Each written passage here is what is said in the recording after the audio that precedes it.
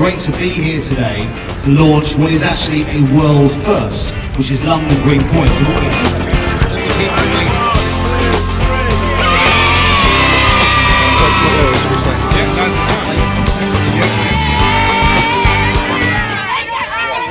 Thank you, Neil, for speaking to edieWaste. That's a pleasure. Just like to ask you why you're supporting the scheme. Well, I've been involved with the sort of founders of London Green Points now for a couple of years on various green projects. It all started out of Trees for Cities, of course, are one of the supporting charities of this scheme as well.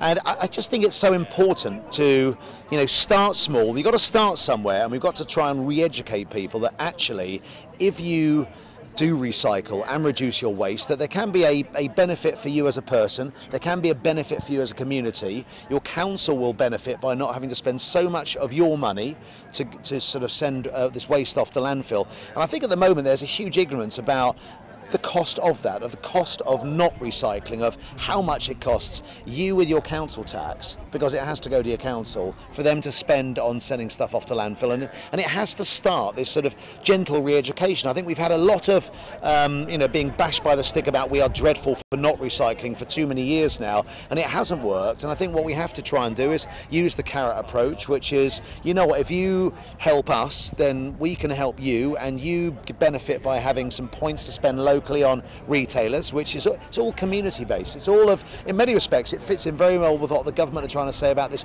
big society, the big picture, starting small, keeping it local, because here we are, this place has been around since the 60s. It can do with a bit of TLC. So where's it going to come from? Is it going to come from the council? Well, they just haven't got the money. So if they can sort of self-generate this money, and by putting your green points together and, say, building a lovely, some beautiful trees around here, some plants around here, just to break up the sort of concrete monotony, how nice would that be? Because this is where people live. This is their little patch of the world, or London. And, hopefully, if it works here, of course it can spread to other councils. They're looking. And if it spreads to them, then there are people all over the UK wanting to try and find a scheme that works. We know it's important, but finding the scheme, a simple scheme, I've always said to these guys, it's got to be simple. And I was partly brought in because, I'm a dad, 3 young kids. My kids are, interested in the environment and green issues at school. And it's all very good being interested in them, but what can we do about it? I mean, what can we practically do that is simple, that isn't going to take people too far out of their comfort zone, isn't going to ask them to do unrealistic things? It's going to basically fit in with their everyday life. And if you can find a scheme that does that, fits in with the normal way you work, and the normal things you would do, and sort of benefits you and your community, then I think we're on to a winner. And I think with Bexley we've managed to get to a situation where this is simple. Once you've registered, it's simple, and hopefully then you will start seeing benefits. And what do you hope it will achieve?